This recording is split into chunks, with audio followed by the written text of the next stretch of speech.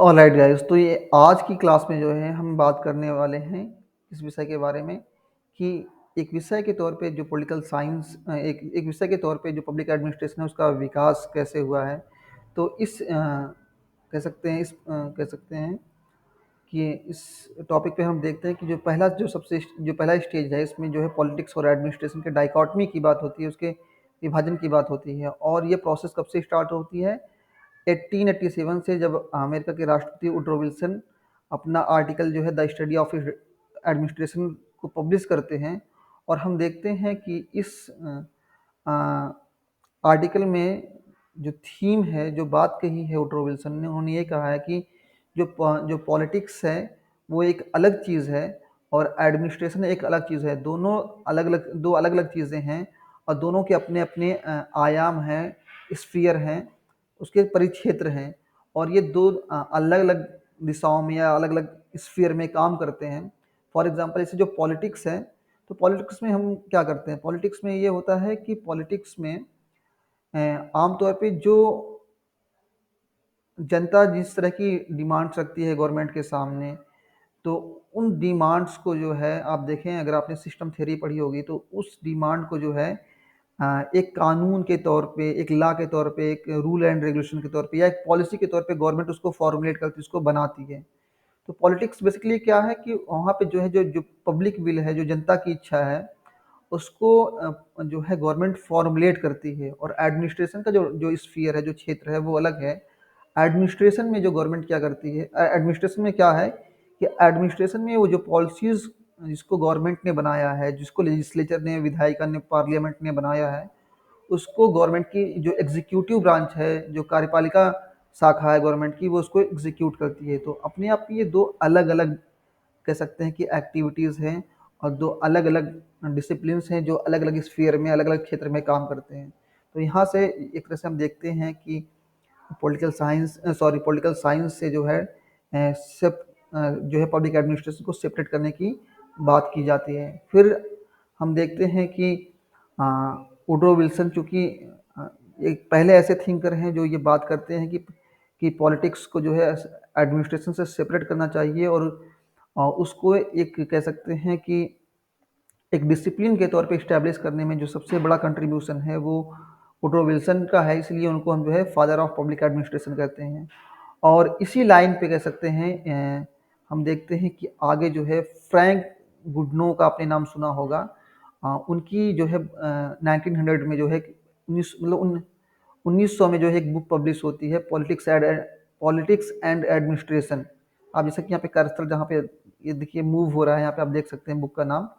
तो इस बुक में भी सेम उसी तर्ज पे, जैसे कि जो है वुडरो विल्सन ने आर्ग्यू किया, पॉलिटिक्स और एडमिनिस्ट्रेशन के सेपरेशन की बात की, उसके पृथक्करण की बात की। तो ये भी कहते हैं कि पॉलिटिक्स और जो है एडमिनिस्ट्रेशन दो अलग अलग चीज़ें हैं और इनको सेपरेट करने की ज़रूरत है। और इसी तर्ज पे फिर हम देखते हैं कि 1926 में जो है एल डी वाइट जो है, उनकी जो बुक है introduction to the study of administration, ये पब्लिश होती है। और इस बुक में हम देखते हैं कि जो है इस बुक के माध्यम से जो है, इस बुक के ज़रिए से पब्लिक एडमिनिस्ट्रेशन को एक एकेडमिक लेजिटिमेसी मिलती है, एक वैधता मिलती है। और कह सकते हैं कि एक फिर इसके बाद से ही जो है अ, अमेरिका में और उसके बाद विश्व के अलग हिस्सों में जो है पब्लिक एडमिनिस्ट्रेशन को जो है एक विषय के तौर पे पढ़ाना शुरू किया जाता है। और ये जो बुक है एल डी वाइट की, जो 1926 में पब्लिश हुई थी, 1926 में, introduction to the study of public administration, ये बुक जो है पब्लिक एडमिनिस्ट्रेशन की पहली टेक्स्ट बुक मानी जाती है, first text book of public administration. तो ओवरऑल ये जो हम कह सकते हैं कि अगर इसको हम सम अप करें, तो जो पहला स्टेज है इसमें क्या है कि राजनीति और प्रशासन के यहाँ पे सेपरेशन की, अलगाव की बात हो रही है, विभाजन की बात हो रही है। और इसमें तीन थिंकर्स का जो है मेन कंट्रीब्यूशन है, वुडरो विल्सन, फ्रैंक गुडनो, और फिर हम देखते हैं इसका नाम है एल डी वाइट का। अगले स्टेज में जब हम देखते हैं कि पब्लिक एडमिनिस्ट्रेशन को जो है एक डिसिप्लिन के तौर पे, एक विषय के तौर पे स्थापित कर दिया जाता है, तो फिर क्या है कि सेकंड स्टेज में जो है इस पे और स्टडी होती है दुनिया के अलग अलग हिस्सों में, स्पेशली अमेरिका में जो है इस सब्जेक्ट को एज ए डिसिप्लिन पढ़ाना शुरू किया जाता है। और इस विषय के जो विशेषज्ञ हैं, जो एक्सपर्ट हैं इस सब्जेक्ट के, वो बात करते हैं प्रिंसिपल्स ऑफ एडमिनिस्ट्रेशन की बात करते हैं। मतलब कह सकते हैं कि जो जो कह सकते हैं प्रशासन के जो सिद्धांत हैं उसके विषय में बात करते हैं। और इसी सीरीज में हम देखते हैं कि जो है विलोबी की जो है WF विलोबी की जो बुक है 1927 में पब्लिश होती है। आप यहाँ देख सकते हैं कर्सर जहाँ मैं मूव कर रहा हूँ। तो ये जो बुक पब्लिश होती है 1927 में पब्लिश होती है, और इसमें हम देखते हैं कि ये प्रशासन के सिद्धांत के विषय में बात करते हैं।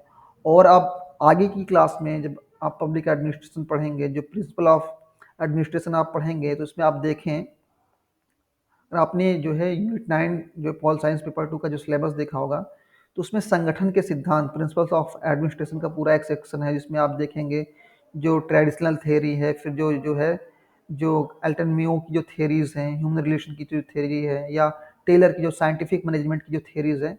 तो यहाँ पे ओवरऑल इसी पीरियड में जो है, मतलब कह सकते हैं कि 1927 से 1937, मतलब ये जो 10 ईयर का जो पीरियड है, इसमें जो है जो संगठन के जो सिद्धांत हैं उसका विकास होता है। अलग अलग थिंकर्स अपने अपने तरीके से जो है उस संगठन के सिद्धांतों की बात करते हैं। फॉर एग्जांपल जैसे कि हेनरी फेयोल हैं, ठीक है, वो संगठन के 14 प्रिंसिपल की बात करते हैं, मतलब एडमिनिस्ट्रेशन के 14 प्रिंसिपल की बात करते हैं। MP फॉलेट का आपने नाम सुना होगा। और ये आप यहाँ पे एक देख रहे होंगे, पूरी एक लिस्ट आपको यहाँ पे स्क्रीन पे दिख रही होगी। और ये सारी बुक्स जो है एग्जाम के पॉइंट ऑफ व्यू से इम्पॉर्टेंट है। इन किताबों को ऑलरेडी एग्जाम में पूछा जा चुका है, अलग अलग ईयर्स में, 2012 में, 2015-17 में, अलग अलग ईयर्स में पूछा जा चुका है। और जो एग्जाम में जो क्वेश्चन पूछे गए हैं, कभी कभी कॉन्सेप्ट को लेकर के पूछे गए हैं, कि मतलब जो है ये जो प्रिंसिपल्स ऑफ एडमिनिस्ट्रेशन जो है, अ, ये जो स्टेज था पॉलिटिकल साइंस में, मतलब political science, sorry, public administration का जब इवोल्यूशन होता है, तो उसमें जो है जो एडमिनिस्ट्रेशन के जो प्रिंसिपल हैं उनका विकास, उनका इवोल्यूशन किस स्टेज में होता है। तो आप जैसा कि देख रहे हैं कि स्टेज 2 में जो ये है प्रिंसिपल ऑफ एडमिनिस्ट्रेशन, जो संगठन जो प्रशासन के जो सिद्धांत है उनका विकास होता है। और इसमें सबसे इम्पोर्टेंट जो रोल हम देख सकते हैं, कि जैसे कि आपने देखा होगा, पोस्ट कोर्ब आपने सुना होगा, ठीक है, पोस्ट कोर्ब का आपने नाम सुना होगा। तो लूथर गुलिक एंड उर्विक की जो बुक है papers on the science of administration, ये बहुत ही इम्पोर्टेंट बुक है। इम्पोर्टेंट तो ये भी है, मतलब हेनरी फोयेल की जो बुक है, या फिर MP फॉलेट की जो बुक है क्रिएटिव एक्सपीरियंस, ये भी अपने आप में इम्पोर्टेंट है। लेकिन अगर हम प्रिंसिपल ऑफ एडमिनिस्ट्रेशन की बात करें, जो सबसे मोस्ट इन्फ्लुएंशियल, सबसे प्रभावी जो किताब है, वो किताब है लूथर गुलिक एंड उर्विक की। और इसी बुक में जो है उन्होंने पोस्ट कोर्ब का जो कॉन्सेप्ट है, जो विचार है पोस्ट कोर्ब का, उसको उन्होंने दिया है। और इस तरह से हम देखते हैं कि 1927 से 1937 के बीच में जो है ये जो पीरियड है, इसमें जो है जो है पब्लिक एडमिनिस्ट्रेशन जो है एक डिसिप्लिन के तौर पे जो है अपनी हाईएस्ट स्टेज पे पहुंचता है। इसको बहुत रिप्यूटेशन मिलती है, और अपने आप में इसको जो है एक डिसिप्लिन के तौर पे इसको इस्टेब्लिश कर दिया जाता है। क्योंकि आप देखिए इनिशियली क्या हुआ, देखिए जो स्टेज 1 था उसमें क्या हुआ, स्टेज 1 में क्या हुआ कि वुडरो विल्सन हो गए, या फ्रैंक गुडनो हो गए, या LD वाइट हो गए, इन्होंने क्या किया, सबसे पहले जो है इन्होंने सेपरेट कर दिया, इन्होंने मतलब पॉलिटिक्स को और एडमिनिस्ट्रेशन को सेपरेट कर दिया। और स्टेज स्टेज 2 में क्या हुआ, दूसरे स्टेज में ये हुआ कि जो है जो संगठन के जो सिद्धांत हैं, जो प्रशासन के जो सिद्धांत है उसका विकास हुआ। तो ओवरऑल अब ये जो डिसिप्लिन था पब्लिक एडमिनिस्ट्रेशन, ये अपने आप में कह सकते हैं कि अब इसकी जो वैलिडिटी है, जो इसकी लेजिटिमेसी, जो इसकी वैधता है, वो काफ़ी बढ़ गई। क्यों? क्योंकि अब इसके पास अपनी खुद की थियरीज हो गई। और हम देखते हैं कि LD वाइट ने 1926 में किताबें लिखी इस विषय पे, जो पहली प्रमाणिक पुस्तक मानी जाती है, ऑथेंटिक बुक मानी जाती है। उसके बाद हम देखते हैं एक पूरा एक फ्लो हम देखते हैं, चाहे वो MP फॉलेट हो, हेनरी फेयोल हो, लूथर गुलिक हो, उर्विक हो, मूनी रेलिंग हो, ये सारे थिंकर्स जो है इस विषय पे जो है किताबें लिखते हैं। तो अपने आप में जो है ये जो किताबें हैं, ये सारी किताबें जो आपको स्क्रीन पे दिख रही हैं, ये पब्लिक एडमिनिस्ट्रेशन के लिटरेचर को और भी रिच बनाती हैं। और इससे क्या है कि जो रेप्यूटेशन है, जो ख्याति है पब्लिक एडमिनिस्ट्रेशन की, वो अपनी चरम अवस्था पे, अपनी जीनीत पे पहुंच जाती है, ठीक है। तो ये दो स्टेजेस जो हैं बहुत ही क्रूशियल हैं। पहले स्टेज में हमने क्या किया, कि पहले स्टेज में हमने देखा कि जो है पॉलिटिक्स को और एडमिनिस्ट्रेशन को एक दूसरे से अलग किया गया, और दूसरे स्टेज में जो है क्या हुआ कि जो जो प्रिंसिपल है एडमिनिस्ट्रेशन के, उसको डेवलप किया गया। और हम स्टेज 3 में हम देखते हैं, देखिए जब प्रिंसिपल की बात होती है, जब जब हम प्रिंसिपल की बात करते हैं, नियम की बात करते हैं, थ्योरीज की बात करते हैं, तो आम तौर पे हम किसी भी डिसिप्लिन को एज ए साइंस इस्टेब्लिश करने की कोशिश करते हैं। जब थ्योरी की बात करते हैं हम, मतलब ये कि ये जो थ्योरीज हैं, जो जैसे फॉर एग्जांपल आप देखें जो पोस्ट कोर की थ्योरीज हैं, तो वो काफ़ी हद तक वो जो थ्योरी है वो हम देखें जितने भी एडमिनिस्ट्रेशन हो, चाहे वो प्राइवेट हो या पब्लिक एडमिनिस्ट्रेशन हो, आप मतलब कोई इंडस्ट्री आप देख लें या गवर्नमेंट का कोई मतलब कोई मंत्रालय आप देख लें, कोई मिनिस्ट्री देख लें, तो ये सारी चीज़ें उसमें की जाती हैं, उसमें प्लानिंग की जाती है, उसमें ऑर्गेनाइजिंग की जाती है, उसमें बजटिंग की जाती है, रिपोर्टिंग की जाती है। ये सारे जो फैक्टर्स हैं वो हर तरह के एडमिनिस्ट्रेशन में जो है शामिल होते हैं। तो सेकंड स्टेज में क्या किया गया कि एक तरह से साइंस ऑफ एडमिनिस्ट्रेशन की बात की गई, लेकिन हम ये भी जानते हैं कि ओवरऑल पब्लिक एडमिनिस्ट्रेशन में जो भी पॉलिसीज़ बनाई जाती हैं, अ, वो उस पॉलिसीज़ को कई फैक्टर इन्फ्लुएंस करते हैं। फॉर एग्जांपल किसी कंट्री का जो सिस्टम है, फॉर एग्जांपल कुछ कंट्रीज़ हो जो इतनी डेमोक्रेटिक होती हैं, कुछ सेमी डेमोक्रेटिक होती हैं, कुछ ऑटोक्रेटिक होती हैं। तो जो फॉर्म ऑफ गवर्नमेंट है वो भी, जो इन्वायरमेंट है उसका, उस कंट्री का, वो भी कहीं न कहीं एडमिनिस्ट्रेशन को इन्फ्लुएंस करता है। और उसके बाद हम भी ये देखते हैं कि इस टोटल ओवरऑल एडमिनिस्ट्रेशन के सेंटर में कौन है? इस एडमिनिस्ट्रेशन के सेंटर में ह्यूमन बीइंग्स हैं, जो है मानव जाति है। और हम देखते हैं कि जो ह्यूमन बिहेवियर है जो है, वो अपने आप में क्या है कि वो डायनेमिक है। आप चाहे आप पब्लिक एड की बात करें या फिर आईआर की बात करें या पॉलिटिकल थ्योरी थॉट की बात करें, हम हमेशा देखते हैं कि इन सारे सब्जेक्ट्स में हमने देखा है कि उसमें ये बताया गया है कि जो ह्यूमन जो बिहेवियर है, जो ह्यूमन नेचर है, वो सर्टेन नहीं है। तो ये कई फैक्टर्स हैं जो जो मिल करके जो है एक इस एडमिनिस्ट्रेशन को जो है स्पेसिफिक बनाते हैं। कुछ पॉलिसीज़ ऐसी होती हैं जो डिफरेंट, जो किसी दूसरी कंट्री में जो है सक्सेसफुल हो जाती हैं, जब उसी पॉलिसीज़ को जब हम अपनी कंट्री में इम्प्लीमेंट करते हैं तो वो पॉलिसी जो है फेल हो जाती हैं। फॉर एग्ज़ाम्पल आप देखें जैसे कि आम तौर पे जो सेकंड चैम्बर है, जो द्वितीय सदन होता है या अपर चैम्बर जिसको हम कहते हैं, आम तौर पे जो उसका इनडायरेक्ट इलेक्शन होता है। आप दुनिया के अलग-अलग हिस्सों में देखें कि जो पार्लियामेंट का या लेजिस्लेचर का जो सेकंड चैम्बर होता है, उसका जो डायरेक्ट इलेक्शन होता है, इनडायरेक्ट होता है।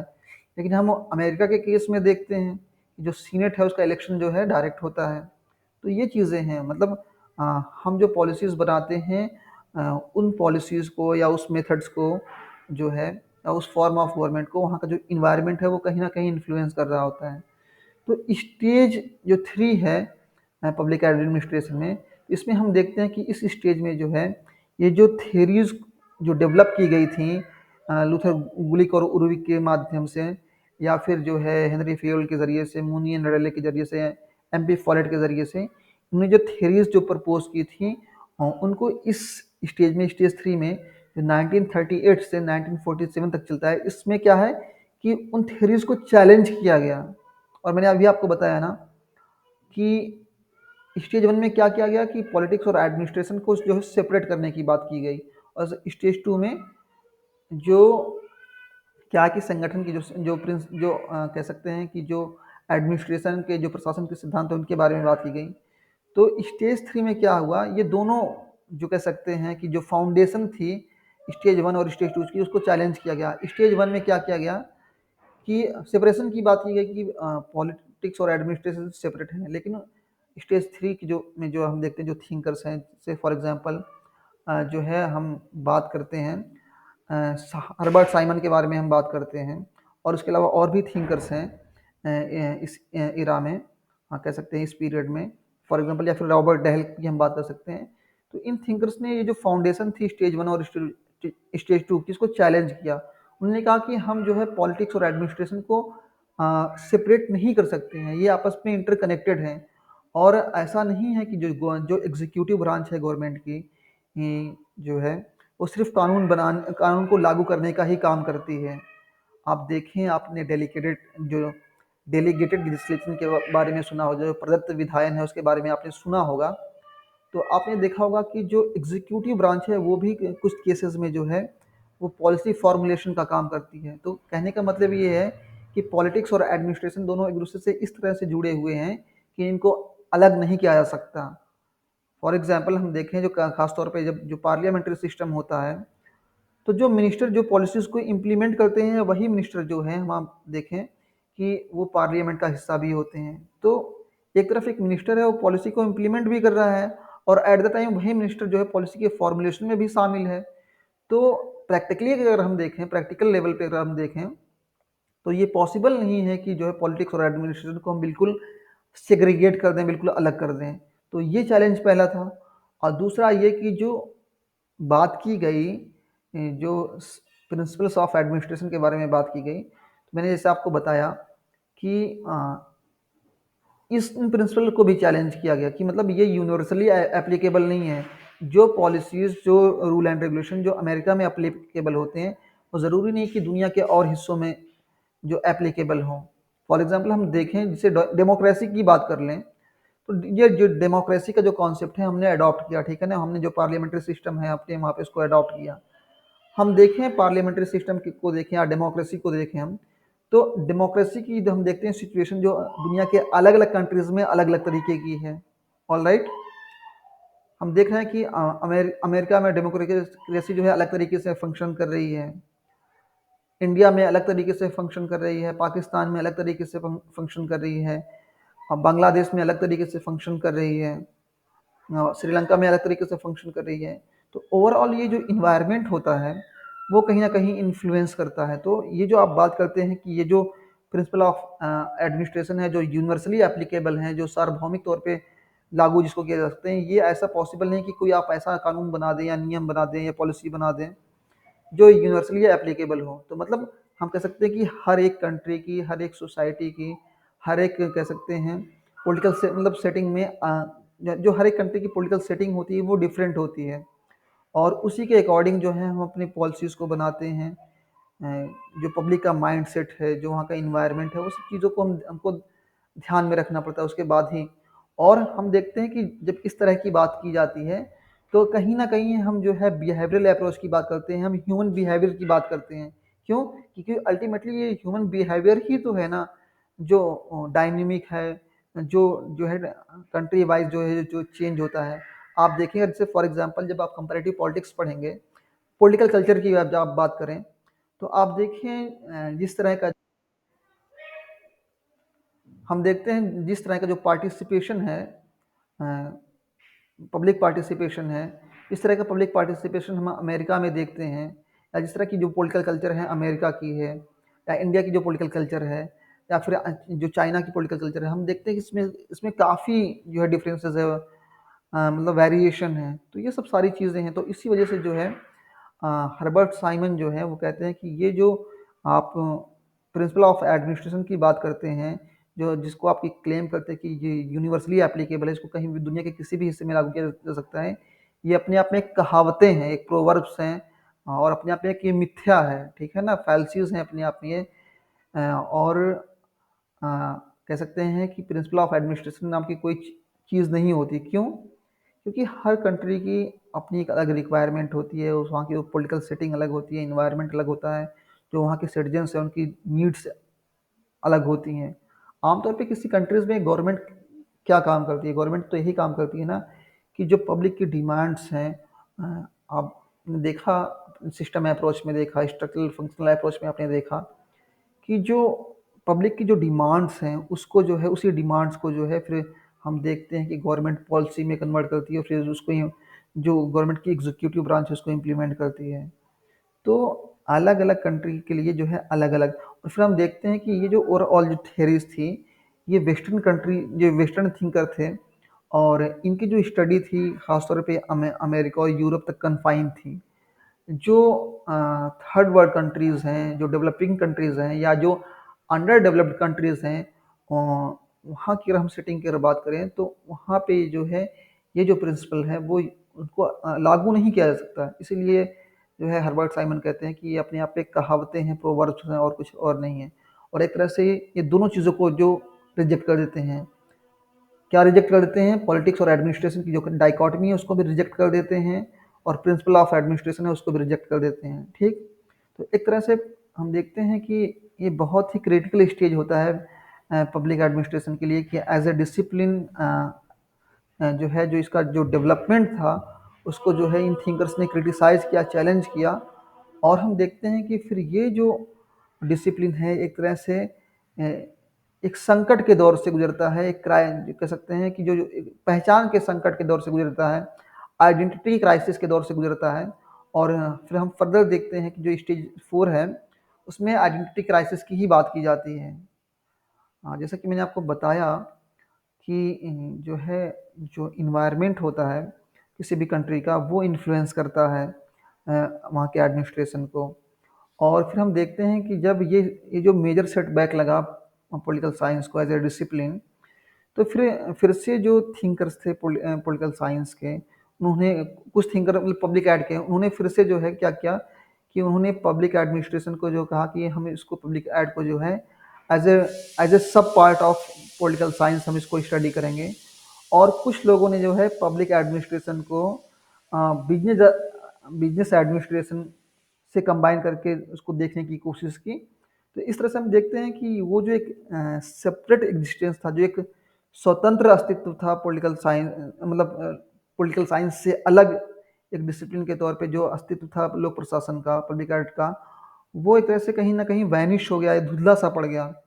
और फिर हम देखते हैं कि आगे की स्टेज में हम जो देखते हैं, जो स्टेज 5 है, अ, उसमें हम देखते हैं कि एक तरह से क्या है कि इनिशियली हमने देखा कि पब्लिक एड में जो है जो थिंकर्स थे वो बेसिकली पॉलिटिकल साइंस बैकग्राउंड के ही थे। फिर हमने देखा कि जो स्टेज 5 है उसमें क्या है कि जो है पब्लिक एडमिनिस्ट्रेशन की जो स्टडी है वो अपने आप में इंटरडिसिप्लिनरी बन जाती है। मतलब क्या है कि अब एडमिनिस्ट्रेशन को जो है अलग-अलग डिसिप्लिन के जो लोग हैं उसको स्टडी करना शुरू कर रहे हैं। उस मतलब अलग-अलग डिसिप्लिन के जो थिंकर हैं, अलग-अलग जो विषय के जो थिंकर हैं, जैसे फॉर एग्ज़ाम्पल जो सोशियोलॉजिस्ट हैं, जो एंथ्रोपोलॉजिस्ट हैं, वो जो है अब इस डिसिप्लिन में आ रहे हैं।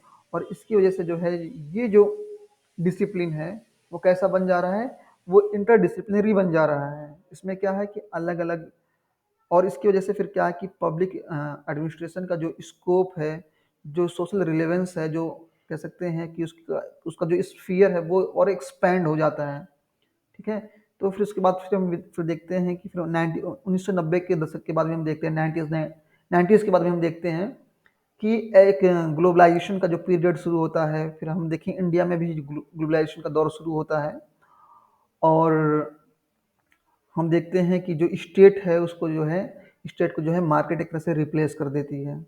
मतलब क्या है कि जब ग्लोबलाइजेशन की हम बात करते हैं, वहाँ पे फिर लिबरलाइजेशन की बात होती है, प्राइवेटाइजेशन की बात होती है।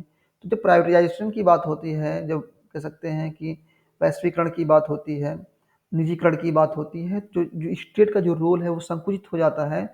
और ओवरऑल जो है मार्केट को जो है वो सोसाइटी को जो है डोमिनेट करने लगती है।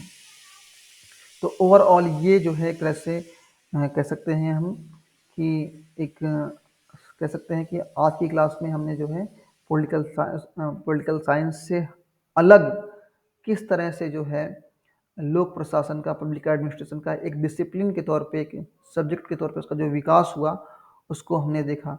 तो बेसिकली इसमें कितने स्टेजेस हैं, अगर हम उसको इस क्लास की हम समरी को देखें, इस क्लास को अगर हम सम अप करें, तो इन नट सेल, इन शॉर्ट हम ये कह सकते हैं कि पब्लिक एडमिनिस्ट्रेशन के का जो इवोल्यूशन हुआ है उसमें डिफरेंट स्टेजेस हैं। और जो उसमें पहला स्टेजेस है उसमें क्या है कि उसमें हम बात करते हैं पॉलिटिक्स और एडमिनिस्ट्रेशन के डाइकॉटमी की, जो 1887 से 1926 तक शुरू होता है।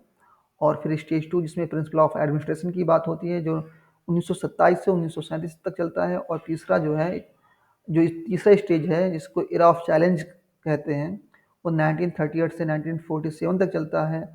और स्टेज जो 4 है, इसमें हम देखते हैं कि जो पब्लिक एडमिनिस्ट्रेशन है वो पहचान के संकट के दौर से गुजरता है, क्राइसिस ऑफ आइडेंटिटी से वो गुजरता है। और ये पीरियड जो है 1947 से 1970 तक जो है, 1948 से 1970 तक चलता है। और जो लास्ट स्टेज है पब्लिक पॉलिसी पर्सपेक्टिव, जिसमें हम देखते हैं कि जो जो लोक प्रशासन है, पब्लिक एडमिनिस्ट्रेशन है, वो अपने आप में कैसा हो जाता है, वो अपने आप में इंटरडिसिप्लिनरी हो जाता है। ठीक है? मतलब उसमें अंतर्विषयक हो जाता है, उसमें अलग अलग जो है डिसिप्लिन के जो थिंकर्स हैं वो आते हैं। और उनके आने से जो है कह सकते हैं कि जो इसका स्फीयर है, इसका जो क्षेत्र है वो और भी व्यापक हो जाता है और बड़ा हो जाता है। तो आज के लिए इतना ही। अगर किसी को कोई डाउट है तो वो पूछ सकता है। और इससे रिलेटेड जो क्वेश्चन है उसको हम कल